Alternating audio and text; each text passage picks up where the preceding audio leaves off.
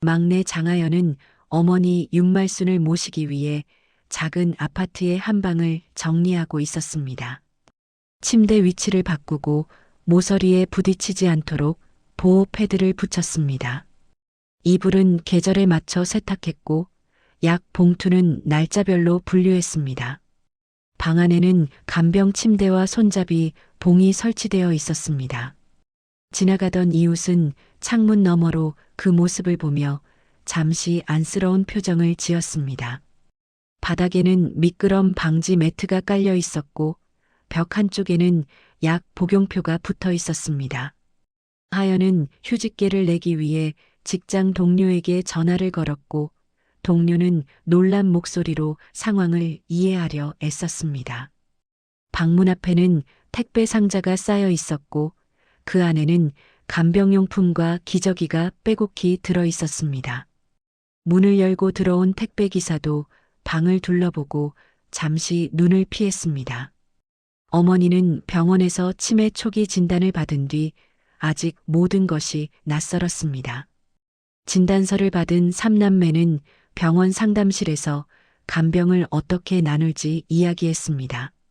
첫째 장태주는 회사 일이 바빠 길게 시간을 내기 어렵다고 했습니다. 둘째 장미선은 아이들 뒷바라지가 많다며 주말에만 들르겠다고 했습니다.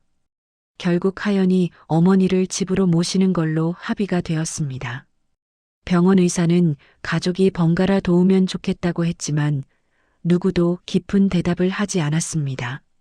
상담실 문이 닫히고 난 뒤 하연은 서류 봉투를 들고 조용히 의자를 밀어냈습니다. 주차장으로 향하는 길에 하연의 발걸음은 유난히 무거워 보였습니다. 날이 흐려 금방이라도 비가 올 것 같았고 병원 지하의 공기는 서늘했습니다. 차 문을 닫는 순간 하연의 어깨는 살짝 떨렸습니다. 며칠 후 어머니는 하연의 집으로 들어왔습니다. 집 앞 골목의 슈퍼 주인은 어머니를 알아보고 따뜻하게 인사했습니다. 하연은 어머니의 짐을 옮기며 익숙한 냄새와 오래된 옷가지를 보았습니다. 옷장 서랍에는 작은 약봉투들이 들어 있었고 약의 이름들은 이미 지워져 있었습니다. 거실 한가운데에 놓인 테이블에는 치매 환자용 교육 책자가 펼쳐져 있었고 하연은 페이지를 천천히 넘기며 내용을 눈에 담았습니다. 어머니는 낯선 방을 둘러보며 천천히 앉았습니다. 커튼 사이로 햇살이 비쳤고 방 안은 조용했습니다. 창문 밖에서 아이들의 웃음소리가 들려왔지만 어머니의 표정은 복잡하게 굳어 있었습니다. 처음 며칠은 비교적 평온했습니다. 어머니는 약을 잘 챙겨 먹었고 밥도 천천히 먹었습니다. 하연은 잠든 어머니 곁에서 손을 잡고 잠시 멍하니 앉아 있었습니다. 그러나 밤이 되자 불안한 기척이 느껴졌습니다. 어머니는 갑자기 일어나 거실로 나갔고 문고리를 잡아 돌리려 했습니다. 하연은 서둘러 어머니를 붙잡고 방으로 모셨습니다. 처음 겪는 상황이었지만 하연은 괜찮다며 스스로를 다독였습니다. 다음 날 간단한 점심을 먹던 어머니는 밥숟가락을 떨어뜨리고 이유 없이 창밖을 바라보았습니다. 하연은 조용히 숟가락을 닦아 다시 건넸습니다. 그렇게 새로운 삶의 첫날은 천천히 지나가고 있었습니다. 밤 공기가 축축하게 가라앉은 시간, 하연은 또다시 잠에서 깨어 거실에서 낮은 소리가 들리고 부스럭거리는 기척이 이어집니다. 어머니는 문 앞에 서서 신발을 찾고 있었어요. 신발장이 제대로 열리지 않자 어머니는 불안한 얼굴로 두리번거렸습니다. 하연은 서둘러 다가가 어머니의 어깨를 잡았어요. 밖에 나가시면 안 돼요. 지금은 밤이에요. 어머니는 멈칫했지만 이해하지 못한 표정으로 손을 흔들었습니다. 불안을 달래듯 하연은 조용히 등을 쓸어내렸고 어머니는 천천히 방으로 돌아갔습니다. 그날도 하연은 제대로 잠들지 못했어요. 며칠이 지나자 실수는 더 자주 나타났습니다. 욕실 바닥은 젖어 있었고 수건 바구니에는 깔끔하지 않은 기저귀가 숨겨져 있었어요. 하연은 작은 한숨을 내쉬며 쓰레기 봉투를 정리했습니다. 어머니는 거실 소파에 앉아 창밖만 바라보고 있었습니다. 금방 정리하고 밥할게요. 하연의 목소리는 부드럽지만 지친 기색이 묻었습니다. 부엌에서는 반찬 냄새가 퍼졌고 하연은 작은 접시에 밥을 담았어요. 하지만 어머니는 젓가락을 들었다가 내려놓기를 반복했습니다. 식탁 위에는 먹다 남긴 반찬들이 줄어들지 않고 남아 있었습니다. 어머니의 상태가 조금씩 악화되자 병원 예약이 더 늘어났습니다. 하연은 진료 일정이 적힌 달력을 확인하며 이동수단을 고민했습니다. 택시비는 만만치 않았고 대중교통은 위험했습니다. 결국 근처 요양보호센터에 전화했지만 비용이 부담스럽다는 답이 돌아왔어요. 하연은 휴대폰을 바라보며 잠시 멈췄습니다. 그때 알림이 울렸고 가족 단톡방 메시지가 하나 도착했어요. 다음 주에 시간 되면 들러볼게. 둘째의 짧은 메시지는 구체성이 없었습니다. 하연은 답장을 쓰다 지우고 결국 아무 글도 남기지 않았습니다. 밤이 되면 상황은 더 힘들어졌습니다. 어머니는 계속 문을 잡아당겼고 방 안을 서성였습니다. 하연은 잠든 척 하다가도 금세 눈을 뜨고 거실로 나갔어요. 괜찮아요. 여기 집이에요. 하연은 어머니를 다독이며 이불을 덮어줬습니다. 하지만 어머니는 이곳이 어디인지 옆에 있는 사람이 누구인지 기억하지 못했습니다. 하연은 간이 의자에 앉아 천천히 고개를 숙였습니다. 이웃집에서 흘러오는 TV 소리만이 새벽 어둠을 채웠습니다. 좁은 거실과 희미한 불빛 아래 하연은 조용히 손을 모았습니다. 그 밤은 유난히 길게 이어졌습니다. 어머니의 병세는 계단을 내려가듯 빠르게 악화되고 있었어요. 아침에 눈을 뜨면 어머니는 이미 옷장문을 열어 젖히고 아무 옷이나 꺼내 입으려 했습니다. 하연은 서둘러 다가가 옷을 갈아입히고 흘린 옷까지 들으라 정리했어요. 잠시 눈을 돌린 사이 어머니는 전기포트를 켜두고 물이 끓는 걸 잊었습니다. 부엌 가득 김이 차오르자 하연은 재빨리 스위치를 끄고 깊은 숨을 내쉬었어요. 하루에 여러 번 반복되는 위험한 순간이 하연의 정신을 갉아먹고 있었습니다. 그날 점심 어머니는 밥그릇을 바닥에 떨어뜨렸고 유리 조각이 사방으로 튀었어요. 하연은 다칠까봐 손부터 뻗었고 손가락에 작은 상처가 났습니다. 피 한 방울이 떨어지자 어머니는 겁먹은 표정으로 뒤로 물러났습니다. 하연은 아무렇지 않은 척 미소를 지었지만 눈빛은 흔들렸습니다. 병원 진료날 하연은 휠체어를 밀며 긴 복도를 천천히 걸었습니다. 의사는 어머니의 상태가 더 악화됐으며 보호자의 휴식이 필요하다고 조언했습니다. 요양보호사를 고용하거나 주간돌봄센터를 이용하라는 말을 남겼습니다. 하지만 상담비, 교통비, 식비, 약값까지 합치면 이미 지출은 감당하기 힘들었습니다. 하연은 계산서를 바라보며 지갑을 닫았어요. 로비 의자에 앉아 숨을 고르는 동안 어머니는 제자리에 멈춰서서 천장을 바라보고 있었습니다. 지나는 사람들은 안쓰러운 시선으로 두 사람을 지나쳤습니다. 택시를 타기엔 비용이 부담돼 하연은 천천히 버스 정류장으로 향했습니다. 버스에 오르자 기사와 승객들은 조용히 자리를 내주었습니다. 하연은 고개를 숙여 감사 인사를 했습니다. 며칠 후 늦은 오후 작은 사고가 일어났습니다. 어머니가 욕실에서 미끄러져 엉덩방아를 찧었고 하연은 깜짝 놀라 구급차를 불렀습니다. 응급실에서 의사는 큰 부상은 아니지만 주의가 필요하다고 설명했습니다. 하연의 얼굴은 창백했고 입술은 바짝 말라 있었습니다. 그때 병원 직원이 보호자 연락처를 확인하며 형제들에게도 연락했지만 누구도 오지 않았습니다. 대기실 의자에서 하연은 어머니의 손을 잡고 가만히 앉아 있었어요. 벽시계의 초침 소리가 더 크게 들리는 듯 했습니다.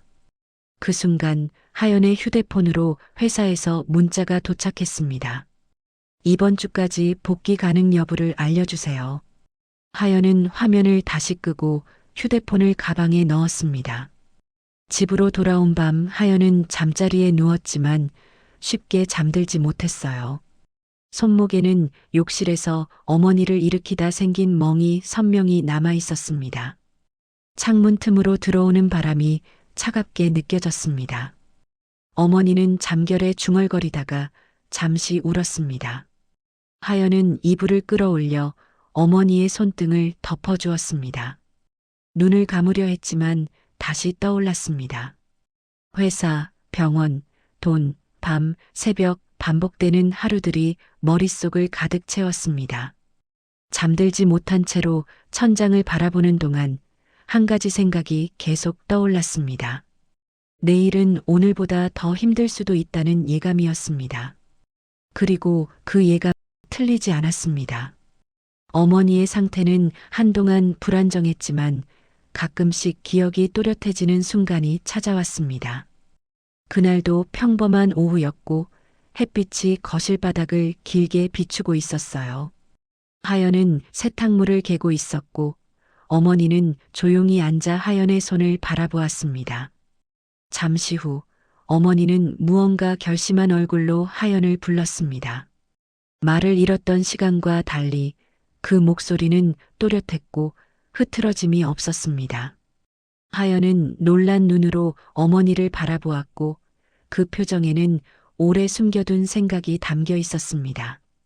어머니는 손등을 천천히 매만지며 주머니에서 작은 메모지를 꺼냈습니다. 거기에는 변호사 연락처가 적혀 있었어요. 하연은 이유를 묻지 못한 채 그 메모지를 오래 바라보았습니다. 조용한 방 안이 갑자기 무겁게 느껴졌습니다. 며칠 후 변호사가 집으로 찾아왔습니다. 테이블 위에는 서류들이 가지런히 놓였고 녹음기와 도장이 준비되어 있었습니다. 변호사는 신분증을 확인하고 어머니의 의사를 직접 여러 차례 확인했습니다. 어머니는 느리지만 분명한 말투로 자신의 생각을 전달했어요. 하연은 옆에서 아무 말도 하지 못하고 두 손을 모아 쥐고 있었습니다.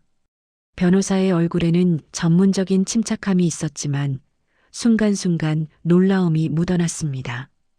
공증인은 서류를 읽어내려가며 모든 절차가 법적으로 문제없는지를 확인했습니다.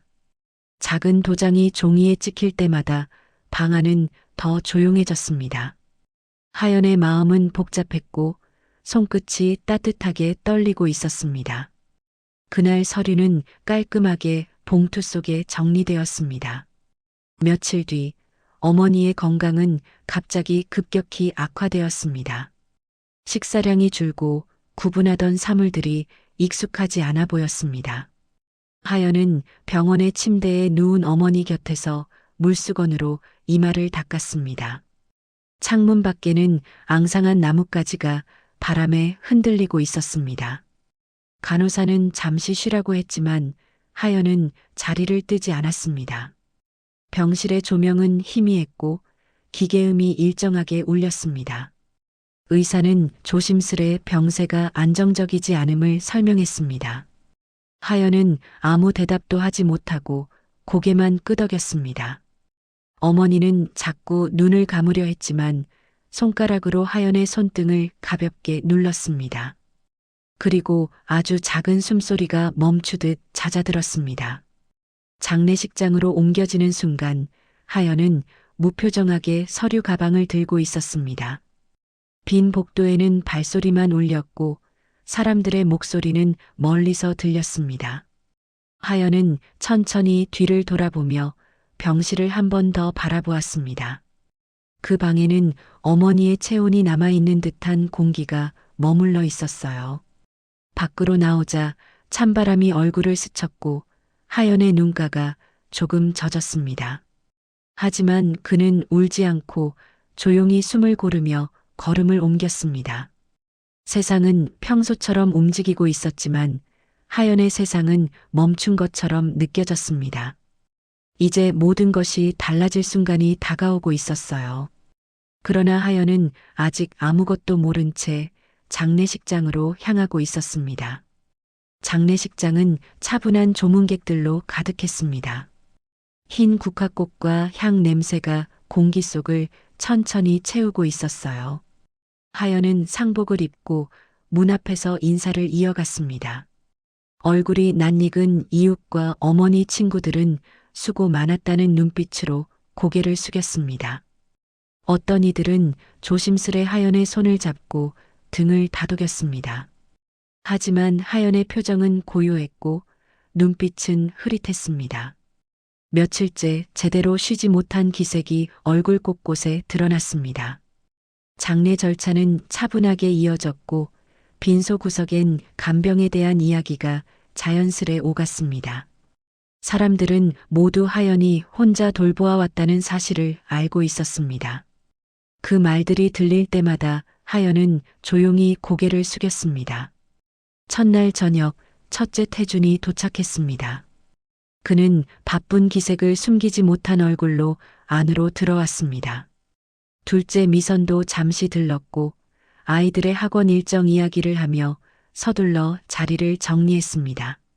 가족 공지가 울렸지만 장례 절차 대부분은 하연이 직접 챙겨야 했습니다. 하연은 조문객의 명단을 정리하고 식사를 준비하고 빈소 정돈까지 책임졌습니다. 형제들은 필요할 때 손을 들었지만 금세 자리를 비웠습니다. 빈자리에 놓인 접시와 국그릇만 조용히 식어갔습니다. 이웃 중 한 명은 속삭이듯 걱정을 건넸습니다. 혼자 다 하네 형제들은 안 오나? 하연은 부드러운 미소만 지었습니다. 장례 마지막 날 분위기가 조금 달라졌습니다. 잠잠하던 형제들은 상속 이야기를 꺼냈습니다. 태주는 빈소 한쪽에서 서류 파일 하나를 꺼냈습니다. 미선은 팔짱을 낀 채 가까이 다가섰습니다. 조용한 대화는 곧 굳은 표정의 논쟁으로 흘러갔습니다. 하연은 잠시 말을 잃고 형제 둘을 바라보았습니다. 장례 절차가 끝나기도 전에 부동산과 유산이 논의되고 있었습니다. 빈소에 있던 친척들은 눈빛을 주고받으며 뒤로 물러났습니다. 공기가 유난히 무겁게 가라앉았고 향 냄새가 더 진하게 느껴졌습니다. 하연의 손끝은 서류 가방 끈을 꽉 잡고 있었습니다. 잠시 뒤 빈소는 정리되었습니다. 조문객들은 모두 돌아가고 형제들도 바쁘다며 자리를 떠났습니다. 자리에는 남은 컵, 접시, 종이꽃 몇 송이만 흩어져 있었어요. 하연은 천천히 국화를 모으고 사진을 조심스럽게 내려놓았습니다. 장례식장 복도를 걸으며 어머니의 마지막 모습을 떠올렸습니다. 형제들의 발걸음 소리는 이미 들리지 않았습니다. 밖으로 나오자 바람이 얼굴을 스쳤습니다. 하늘은 흐렸고 비가 내리기 직전처럼 공기가 눅눅했습니다. 하연은 깊게 숨을 들이쉬고 천천히 숨을 내쉬었습니다. 그 순간 마음속 한쪽에서 작은 금이 선명히 느껴졌습니다. 이제 조용했던 갈등이 모습을 드러낼 시간이 다가오고 있었습니다. 장례가 끝난 지 며칠 뒤 하연은 우편함에서 두툼한 봉투를 발견했습니다. 흰 봉투 위에는 법원의 인장이 찍혀 있었어요. 하연은 순간 걸음을 멈추고 봉투를 바라보았습니다. 집 안으로 들어와 천천히 봉인을 뜯자 소장은 차갑게 펼쳐졌습니다. 첫째 태준과 둘째 미선의 이름이 적혀 있었고 증여 무효 소송이라는 문구가 선명했습니다. 하연의 손끝이 미세하게 떨렸습니다. 종이를 읽는 동안 마음이 점점 가라앉았습니다. 그동안 쌓였던 감정들이 서서히 귓가를 때렸습니다. 조용한 방 안에서 종이 넘기는 소리만 울렸습니다. 하연은 잠시 눈을 감고 깊은 숨을 들이마셨습니다. 그날 저녁 전화벨이 울렸습니다. 변호사 사무실에서 온 안내 전화였습니다. 상담을 위해 필요한 서류 목록이 정리되어 전달됐습니다. 하연은 메모장을 꺼내 병원 진단서, 간병 영수증, 약국 기록, 카드 내역을 적어 나갔습니다. 낡은 서랍을 열자 그동안 모아두었던 영수증들이 한가득 쏟아졌습니다. 구급차 영수증, 진료비 계산서, 방수패드 구매 기록까지 모두 섞여 있었습니다. 하연은 하나씩 펼쳐보며 날짜를 확인하고 폴더에 정리했습니다. 손등은 씻다 남은 소독약 냄새로 텁텁했지만 멈출 수 없었습니다. 밤이 깊어가도 불은 꺼지지 않았습니다. 서류 더미 위로 그림자가 길게 드리워졌습니다. 며칠 후 첫 공판 통지가 도착했습니다. 법정 출석 날짜와 준비 사항이 적힌 종이가 붙어 있었어요. 하연은 순간 벽에 등을 기대고 천천히 눈을 감았습니다.